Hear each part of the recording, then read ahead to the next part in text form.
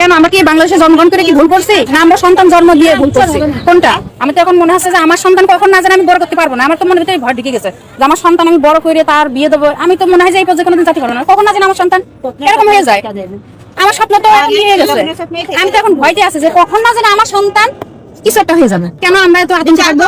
আপনারা বিচার করেন। আপনারা কি এই যে এত নিউজ করেন, এত কিছু করেন, আজ পর্যন্ত একটা বিচার দেখেন হয়েছে? 10 বছর পর সে বুক ফুলাই ঘুরে বেড়ায়, আর আমরা মা বাপ সারা জীবন কষ্ট দিই, আমরাই তো দাবি করে পারবো কেন? কিসের জন্য এটা?